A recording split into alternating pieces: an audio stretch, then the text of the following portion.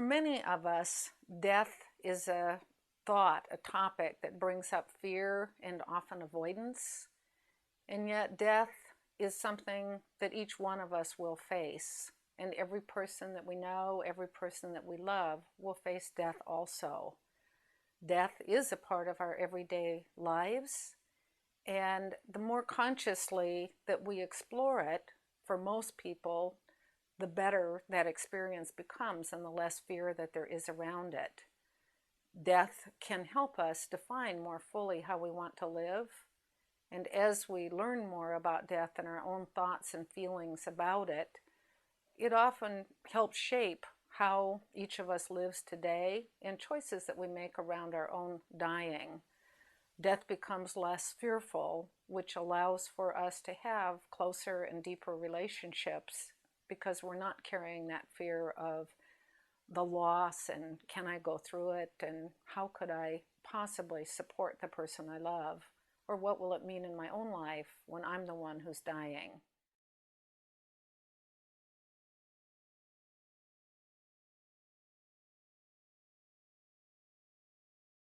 This project was conceived in order to bring more consciousness to the area of dying and death.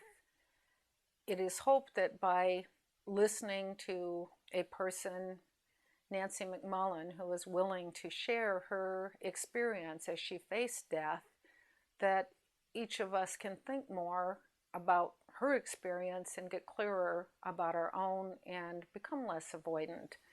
Nancy had this interview, which she had wanted to do in order to be speaking of her thoughts around dying, and actually died 10 days following when the interview was done. We will, in this experience, have time with Nancy talking about her different thoughts related to her death, and we will also have time where we are speaking of people who were present with her and how that experience went for them. What did it mean to be present?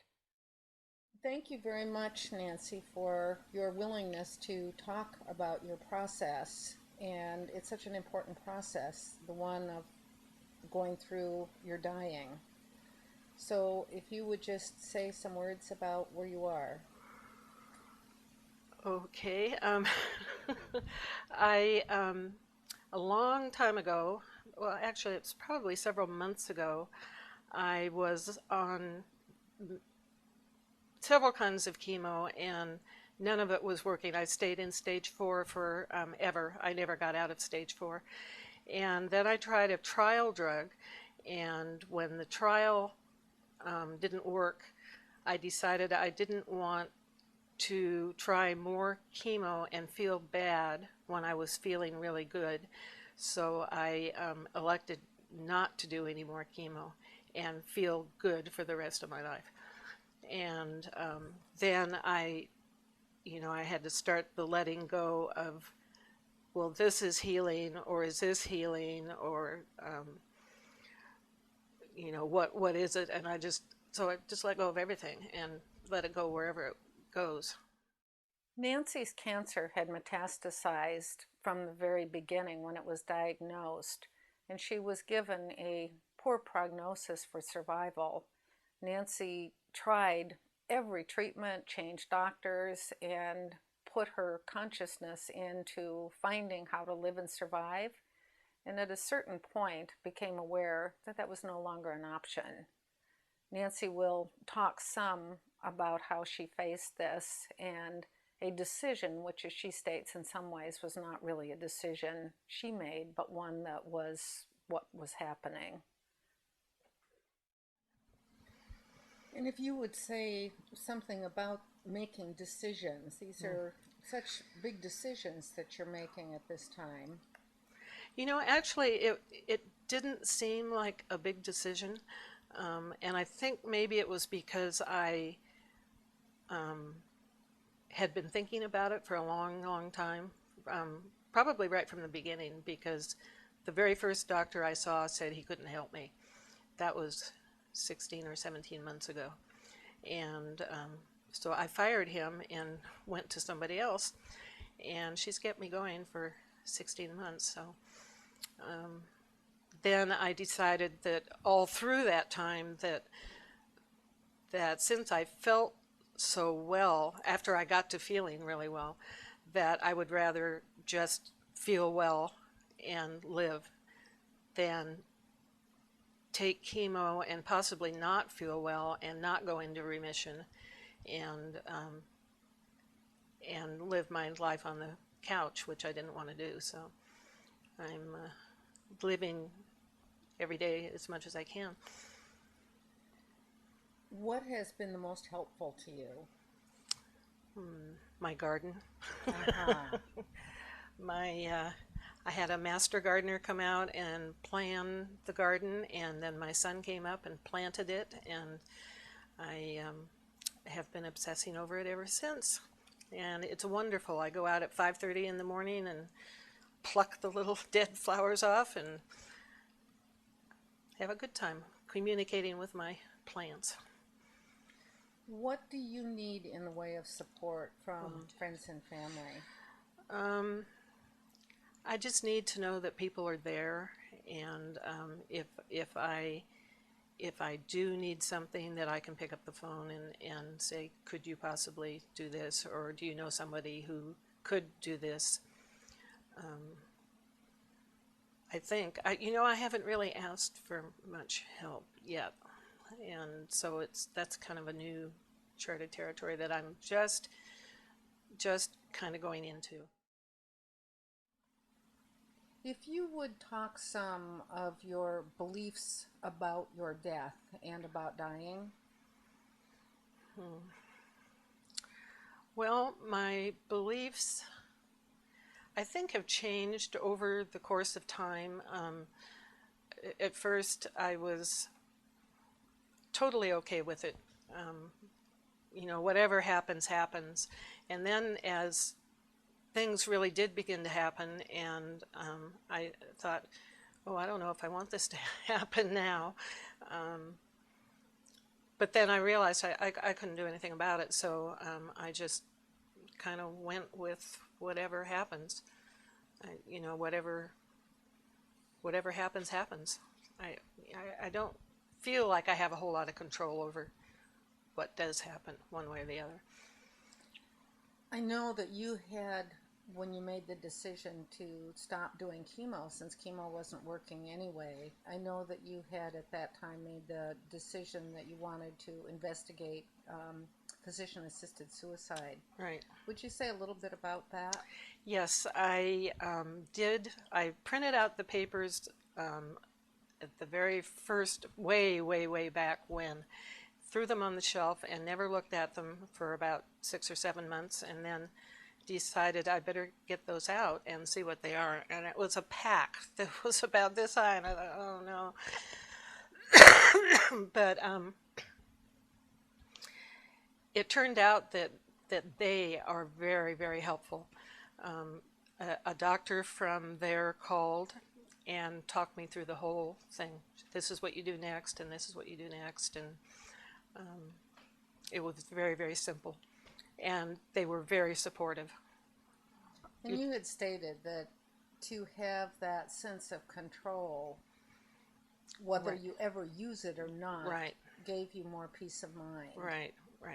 I probably won't use it, but you're right. The little bit of control that it gives is enough to make it worth doing all the work to do it. To get there, whether I use it or not. And apparently, a large percentage of people don't use it. They want it for that control. Uh-huh. So, As you go through this time, and I certainly heard what you stated of making the decision and then having days where it's scary to have made that decision. Say a little bit more both about your hopes for the time and your fears in the time. My hopes are that I go fast. Uh-huh. My fear is that I won't. That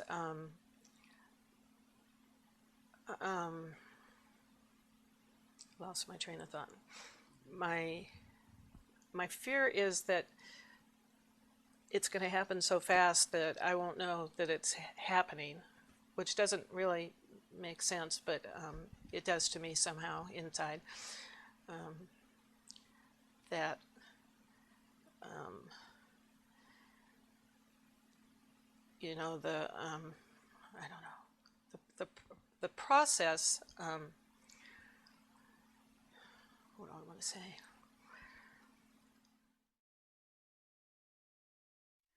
As Nancy came closer to her time of dying, she made many decisions that were important. She decided that she wanted to have hospice involved and that she wanted to die at home. She decided that she wanted to investigate assisted suicide because though she didn't want to use it, she had a sense that it would give her more a sense of control and would help her have less fear about possible pain or suffering she might go through. She also got very clear that she wanted her death to be a time of connection, support, and love. And with that in mind, she began to think through the forming of a transition team. She first called it her death group, and some of the members stated, couldn't we have a softer word? So she did come up with her transition team to support her through her dying. She asked who would be willing to serve on this team and helped people to explore what it would mean and the kind of courage or willingness to have her talk about her death, to be present when she began to have physical changes that people would need to be willing to do in order to serve on such a team. A meeting was called and members gathered together actually a week before Nancy died. I thought, as did others, that we had perhaps 2 or 3 months in which we'd be meeting together, forming a team, making plans. Transition teams often think through how can we support the household during this time of dying, and what would be the food that her partner or friends and family who are present might need, how to provide any kind of relief or connection, how to be with Nancy in that time. So the group gathered and people shared what it was that they felt they could offer, and it was agreed that we'd be meeting on a fairly regular basis. After we met one time, 6 days later, Nancy entered the active dying process. It was a powerful time, and our team came together in the way only this kind of experience provides, where each person open to like a bigger consciousness that allows for knowing things that you don't know when you're involved in your own personal world. And there was a dance together, a way things were orchestrated by each one of us that allowed for a sense of safety and peacefulness and support for each person present, and most especially for Nancy. And Nancy had a very peaceful dying with so much love and the things that she'd asked for. She had wanted live music, and Elaine showed up with a mandolin, and a harp player was coming in at a later time too. She had stated that she wanted for each person to feel safe and okay, and we always had the awareness of Nancy wanting 1,000 white paper cranes to be made in the process of her dying, and to have us make those cranes for her. She had heard the story of them and she wasn't sure why it was so important to her, but I believe it was something she intuitively knew would bring us together as a community. And even after her dying, we still have hundreds of cranes still to be made since she died so quickly. And community members connect together and talk and remember Nancy as we make our white paper cranes. I think the biggest fear is facing when Drew, the original hospice nurse, came out, and I showed her a new spot, and she said, "Yeah, that's a new one," or something like that, and it was like, "Oh no, I changed my mind. I don't want to do this." And then, but it was just like a split second, and I was back to, "It's okay." And it never along the way do I remember making some big, huge decision, other than this is the way it has to go. I mean, whatever way it goes, it has to go that way. It certainly seems as if, in the course of the time since you first got diagnosed, that you have explored and really worked hard to move into the direction of a remission or healing. Mm-hmm. And at a certain point, when your tumors kept growing and you could feel them growing, and the Right. chemo wasn't working, the decision that I'm going to let go of trying to stop this, since nothing has worked and Right. there's no suggestions about it. And there's no way, there's nothing to do. I mean, I can make a decision, I don't want to die, but that's not going to help me in the end. It didn't seem like a big decision. And I know in group, people keep bringing up the fact that I've made some great decision, but I don't feel like I have. I think that's important, because I think sometimes we look at it that way, like you've made a decision to move in this direction of dying rather than to continue a process of trying to live. And when you've been told that there aren't any other treatments that are going to work for you, in a way it's accepting that this is now the course that's open for you. Right. And I know you do everything holistically with massage and acupuncture and naturopathic support too. Mm-hmm. Yeah, I've tried just about everything, I think. I think I've tried everything that Project Quest offers and HIP. What are the changes that you've noticed as you've made this shift? In myself? Yes. I've noticed, I maybe have let myself notice more pain than I did before. I think I was denying that there was any at all. And there is quite a bit of bone pain, but I do have medications that I can take for it. So it's not unbearable, and it's certainly a heck of a lot better than chemo overload, that does nothing. So I would rather go this way than just lie in the chair and wait for chemo to do nothing. And how are you managing the pain? With medications, morphine and oxycodone and Decadron, and the three of those working together are it's doing the trick. I hardly have any pain at all. So it seems like it's a special time for you with your family, that your daughters come and others have come to spend time with you. How is that? It's wonderful. Wonderful. Yeah. I couldn't do it without them. It means a lot to get support from wherever, but when your own family can step up and give you support, it's really wonderful. And what is the support that you most especially need? I think for me it's acknowledging and accepting and understanding where I am and being okay with it. I mean, even if they're not totally okay with it, they're okay with it. Other than not wanting it to happen. But well, I believe that people being able to stay present and talk with you and share with you, because sometimes family members get scared and back away. Yeah.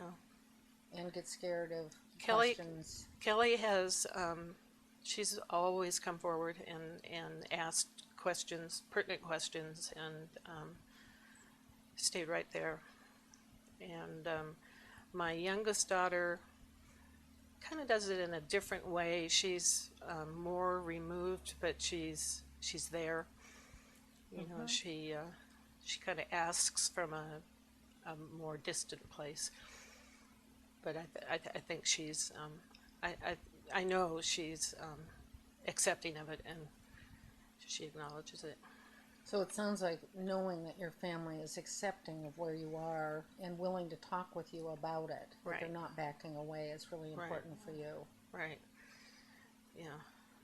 We'll see how it goes in the end, but right now I'm okay with it. You know, I'm sure there'll be times when when there's scary times, and the other day, like there was, I knew if I I knew if I sat down, I got down there on the patio, and I went back and forth and back and forth and back and forth. I knew if I sat down, that would be the end. So I just kept going, and going and going and going and going, and then finally that passed, and I could sit down. But it was very strange That you had a feeling. that if I stopped moving, my whole body would stop. So I just kept moving. And that you wouldn't be able to get up again? Right, Or right, yeah, So you're noticing differences within your body with what right, you can do right. and what you can't do. Every now and then, out of nowhere comes my right arm, and it's like, where did that come from? It's like it came out of nowhere. It's the truth. That your arms just move differently? Well, I don't know if it moved differently. It came out of a place where I wouldn't expect it to. But once I realized it was my arm, it was okay. So there's even different sensations in your body. Mm-hmm. And sometimes your body just moves and Uh-huh. you're not sure of where it came from. And there's other times when things look like they're framed, Uh-huh. but the frame is getting wider and wider, so it looks like it's getting further away too. Uh-huh. And sometimes I feel like I need to back up to fit the frame on the picture onto the frame. So there's a number of different bodily sensations and ways you see things that are Right, different, right. which Yeah. certainly might be And both they'll be from. different for everybody. Everyone probably has their own little process that they go through. Maybe it's their left arm. Uh-huh. But there's changes. There's changes. Yeah. Uh-huh. In talking with people, what has been helpful from others around you? The support that I've been getting in group has been tremendous. Um, I could not, I would not have survived this long if I didn't have Project Quest and HEP. I know there's no way that I could do it. And I looked for almost a year for a support group and couldn't find one. Uh-huh. And so I was so fortunate when I found, and then I found all these other stuff that came with it. It was like, wow. The cancer program has a lot of different offerings. Yes, And it's amazing. It was great. so what has helped you in support group? How has it made such a difference? Um, for the breast cancer notebook, which is the main group that I attend, there is the would you ask me? The major. Oh, the group has helped Oh. you. It just by my being able to say whatever it is I need to say and have it be okay. Because some of the things I say are pretty deep, and this is not. I'm the only one in the group that's in this position, and I didn't know how how much they could take, and I didn't know. I had no point where to say, okay, this is enough or this isn't enough, and they seemed to help me say, this is we want to hear it, and we want to support you, and it's worked out really well. Every woman in your support group, your breast cancer support group, has been willing and wants to be a part of your transition team? I probably have the largest transition team that anyone's ever had.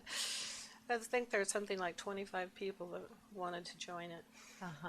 So it's And great. say a bit about having a transition team and what it means. And Well, I don't know a whole lot about a transition team. I'm, we met a couple of weeks ago, and we're meeting again this coming week to put one together. To to what does it comprise of? What types of jobs can people be doing? What are people willing to do? What are people not willing to do? Because I certainly don't want people pushed into something that they're not willing to give out. There are plenty of people to go around for everything. I think that the willingness of people to be present and to not back away in fear, and it seems in the breast cancer support group like the capacity people have to cry and to feel a lot and to let you know that they don't want you to die, but they'll be with you through thick and thin is pretty important Very important. and seems very Very. genuine. Mm-hmm. It is. I was surprised. I really was. I knew people would be shocked when they finally heard, but That it had shifted yeah, and you were going to be moving into dying and getting hospice. And right. Once people hear the word hospice, they think it's over, and that really isn't the case because some people go into hospice and go out of hospice because they're not ready. uh-huh. So I don't know which end I'll be, but And what has it meant to you in having hospice? hospice is wonderful. They provide everything. They provide all my drugs. They provide, if I have to call 911, I call them first and they take care of it. Mm-hmm. I call them first no matter what. If I need to call the doctor, they call the doctor. Everything has been taken out of my hands. So they do it. And that's pretty wonderful. That's great. Yeah. That area again of control where you know that there are people who are experienced who can support you and help your loved ones too to be with you, Mm-hmm. and that they'll know how to take care of you and keep you free from pain. That's a biggie, yeah, keeping away from the pain. They can keep me pain free, I'll go forever. That's great. Yeah, so. In your own thoughts and beliefs around the dying process, what do you envision? You may not have thought that much about it. Well, I have done a lot of reading, and one of the books that I have been reading is called Who Dies by Stephen Levine. And I don't know if it's okay to say his name, but he, at the end of his book, he and his wife wrote it, and there are 3 or 4 meditations at the end that explain step by step what they think your body does at the end. You know, this feeling ends now, this other feeling ends now. And it was really helpful because I have no idea, even if it isn't true at all, at least it gives me an idea that something stops and something else starts, so that was really helpful. So, looking at books and getting an idea that resonates with you, Mm-hmm. that there is a kind of detachment and change that occurs, and it occurs somewhat naturally, Mm-hmm. has been helpful. Yeah. We'll see how natural it is. But so far, there have been no problems. Um, as I said, going to group has been the biggest. It's been the biggest help. It really has. In my experience, Nancy, of being with people during that time of transition and into their period of death, it has actually had me be much less afraid of dying because it has been a process that has been natural and one that when there are people around supporting you, I believe it helps there be a sense of peacefulness and love that holds you safely through Well, as you I have move. felt that, yes. Um, and it's so important. It really is. That sense of love and commitment and community. It's just, it's, I can't even think of words that, make it that important. It's, uh, it's great. 2 days after Nancy's death, the support group that had been very important to Nancy, the Breast Cancer Notebook Group, which is a group that is meant to allow folks living with breast cancer to explore in depth their experiences around living and experiences around dying. This group was meeting at its regular time, and the members were gathering together and had decided that they wanted to have Nancy's daughter, Kelly, present, and other people who had been part of the dying experience. It is so important for people who have been present to have time to share their feelings and to have an experience together, again, of processing all that comes up when you are present in something that's such a big experience and for many people the first time. It's especially important in a group where many folks have cancer, some with first occurrences, and to be present with an experience like this where one of your members dies from the disease that you have can be a frightening thing.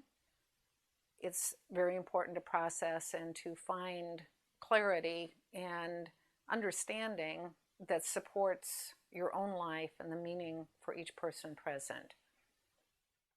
We are here to be together, and part of it is to really process some of the things that we went through and to honor Nancy and also to remember the importance of loving each other and of keeping each other safe and in this time of grieving. Because if you are grieving and you feel like you can't cry or you can't talk about it, often we start shutting down.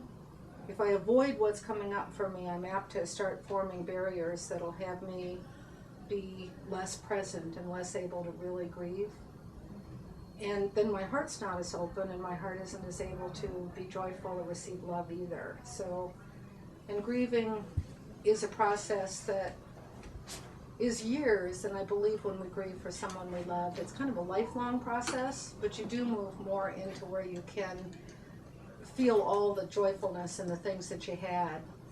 And the last thing I want to say about that is I think that when we have a great and wondrous woman like Nancy who was on such a long and arduous healing path as she was, made so many changes in her life, there's something that each one of us learns. And so I believe that when a person like Nancy dies, she actually lives on through the hearts of each of us and through the things that are the Nancy things that we bring into the world. And so I think that that's something that we'll be thinking of, and I'm sure sharing more at her memorial, that there's some way that Nancy and the things that she taught us, we will continue on and help bring into the world. Certainly her willingness and courage, like wanting for there to be something that taught people about death because it's such a scary thing for so many people, and her willingness in her very, very vulnerable state to talk with all of us. I mean, I was ready to leave on Monday, drive home with my boyfriend, thinking that she still had anywhere maybe from, I mean, I could come back up in 2 weeks and it might happen then, or a month or whatever. So I was comfortable doing that. I mean, I was going to leave her with all of you because I was just like, okay, things are good, because I knew that she would be taken care of. And even if it happened and I couldn't get back, if I was driving back up or flying back up, and she'd have, it's just, I felt okay with that. And when I first got here, I didn't know. I was just like, no, I've got to be there. I mean, I've got to be there because who else is going to be there? And then I got here and I found all you guys, and I was like, ah. So, I mean, I'm glad I was definitely here for it. But that's how important I think this is. Well, I really believe part of the reason Nancy's transition was so peaceful was that she knew that she'd given us all that gift, and she participated in it. She knew. She saw what was happening with all of us. I think when I said, I saw the heart and the light, I think she knew that. And she was very happy that what she started out as a goal was happening. That there was more than just her passing. That was a big thing to her, and I think she saw all that happening. What I didn't expect was the next day, because that amount of hours and that intensity, and then I went home to my house, which is a very nice house, and there I was in my house, kind of went, there was really a void. After the intense number of hours, I just felt this big void, and I couldn't have said, I'm not depressed, what is this? And there was just this void, missing this, the bonding, the finishing, and I just thought about Nancy a lot, and about what she had accomplished, what she'd given us, as well as what we gave her. But that morning, it was about 8 o'clock in the morning, and she passed at about 4:20ish or something, like 4:30 in the morning, and for some reason it was 8 o'clock, and I just stuck my head in there, and the blinds were about halfway up, and the sun was right on her face, and I believe we left her with her face up, and her eyes were closed. I went in there, her head was turned towards the window, and one eye was open, and the sun was just beaming on her face, and I swear to God, I'm like, how did she do that? It was just like, wow. So I got everybody going, you guys got to see this. This is sunbeam right on her face, and she's all smirking and looking out the window. I'm like, that Nancy smirk. I was like, wow. So that was... Kelly, so many times I was so touched by your tenderness, and I thought, when I die, I want my... Call me up, baby. I'll be there. Come on, Kelly. I wondered if, because it takes so much maturity to be able to do that, and I wondered how my kids would be with me. I mean, I certainly thought about that. Would they be able to give that kind of tenderness? And, when you actually crawled in bed with her, That was cool. and just could share that I space. dreamed with that she her. died, though, and I woke up and I had to do it all over again. It was horrible. I mean, it wasn't horrible. It was fine, but it was just like, I actually seriously thought that she had passed, and Carla was helping me get up because I was kind of crammed in against the rail, and I saw Glenda holding her hand, and I'm like, oh, good, Glenda's in here. She gets to be with Mom after she passed. And I got to the end of the bed, and I was sitting on the end like this, and I went, what the? She's still breathing, and it was about 40 minutes before she passed. So I was just like, completely, and delirious by that point because, not sleeping a lot. So if people would speak of things personally that came for you in being there or anything about it, it's like we shared a miraculous thing. And to be included, thinking about it, felt so special to be included in Nancy's transition team, and just how she knew what we all needed, or at least what I needed to be there. Great. And I was totally amazed with myself. You should be. I was worried about you. I'm like, because every time I would say, would you want to come sit with Mom? It turned out we didn't really have the need for all of that, but you're like, you mean you were, and No. I was glad for your honesty. You're like, well, I don't really feel comfortable, staying alone with her, because it was hard. You had to lift her, and nobody should have been alone trying to do that. And so, I can see a little bit of that kind of nervous anxiety, and once you were there, you were just part of the team, and you were. Yeah, it took me a little while to get close to her and to touch her, and then quite a while for me to sit by her head and touch her head and caress her head. But I felt very privileged to be there. Giving, that's what she did till the end. She just give. I'm gonna give Nancy this gift, being able to be there, and be present with people, because it's just part of life.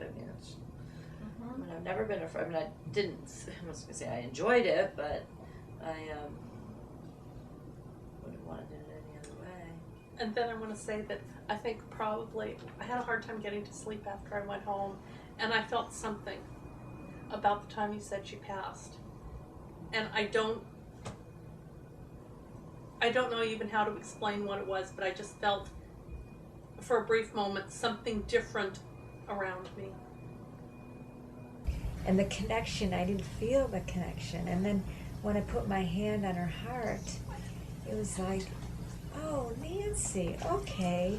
And it all like, the whole feeling of connection and like who I know, her spirit was like, there you are, okay. And it was just really comforting to get connected back in. I mean, the whole process was very, very touching for me, and I just felt so gifted to be a part of it. And honest to God, I slept by her head because I didn't want to leave for a second. Well, that was a nice piece, I think, that you did, Carla, where you helped different people from all the things that you know, sense how you can tune in energy-wise and know a lot about a person. And there's ways to communicate with people, even when they seem really far away. Yeah. And it's funny because even though someone's dying and everyone knows how dramatic that is, there were parts where I really had a lot of fun. But I also knew that because I was there for a purpose, that I really paid attention to that. And my purpose was to make sure that somebody was conscious, people were being taken care of, and that someone was always conscious. Well, it's another way it made me confirm the fact that she was conscious of what was going on. Yeah. Because that was one of the things she wanted, was to be as conscious of everything as she could for as long as she could. So even though we didn't have our usual way of communicating, that sort of post-responding, that kind of thing was like, yep, it's not just my imagination. She really is conscious of all this. She really is orchestrating this. This is possible. And I think we all did our own little journeys. Yeah. I mean, every one of us. Big journeys. Yeah. Such a gift. I mean, I You saw how peaceful she was when it was unbelievable. I mean, there was nothing, there was no turmoil, nothing. And she just was like kind of sleeping, and she got farther and farther away, but she was sleeping, and she looked happy, and she looked like she was enjoying everybody around and the love, and just makes totally it at less scary. peace. it does. It really does. And my anxiety comes up, I just kind of say, "Oh, remember, it was really, it was really peaceful." It's just an exquisite, graceful, poignant experience, and that she had her purpose. And I agree with Kay that she wanted us all to be together. And I remember being really freaked out at one moment before I knew that she was going. I was like, how are we going to get everyone together? And it just happened, and so She that's had what that made me education. believe, Yes. If you just trusted and you paid attention to the energy, each one of you ended up with a role. And it was the right one. And the roles changed. I mean, Yeah, they did. that's why I said earlier I said I felt comfortable leaving, going back to California, but I felt comfortable, leaving. And even when I was outside, I was like, finish have a drink or, just sit outside and talk with someone. And I kept thinking, at first I was like, well, what if she passes away while I'm not in there? And then I finally realized, like, well, that's fine. And it really was, and that helped me relax for when I was in there. And so it was, there was the energy was just. What she wanted the most was love, and that in that field of love where there's a great sense of trust, you knew when to play the mandolin, and Pat knew when to put the wonderful oils on her feet, and Heather giving her energy, and they're just each And her person. daughter painting her toenails. I had a sense of, when you walk into your house and it's been cleaned really well and tidied up. Someone came in and did it. It was just so natural, I was thinking, this is like a birth.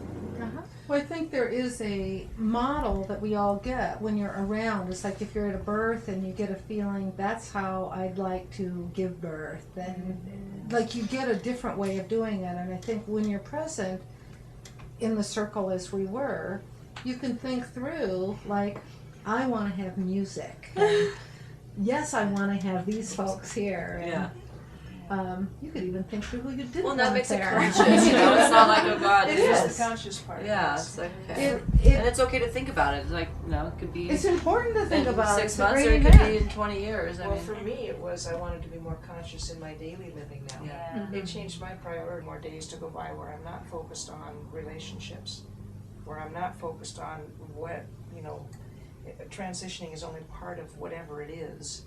But it didn't help me with just, okay, down the road I want it to be like that. It helped me with, you know, I really need to be aiming towards that now. And even that might honor Nancy if I am a little more conscious in my living every day. You know?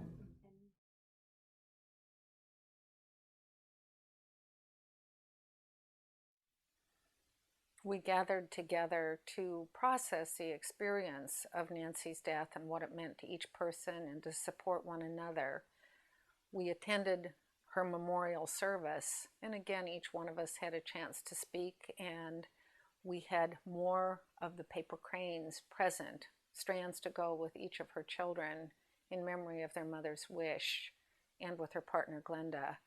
We will continue to meet and process, and there will be things that come up over time, and as other people become ill and as other people move on towards more health, this connection and all that was learned will be a part of it.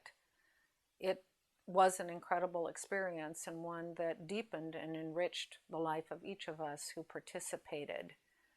This is Nancy's contribution, something she wanted to support others in exploring conscious living and conscious dying. And conscious living does involve exploring what does my death mean for me, and how can I be present with those I love as they move into that process, as they will.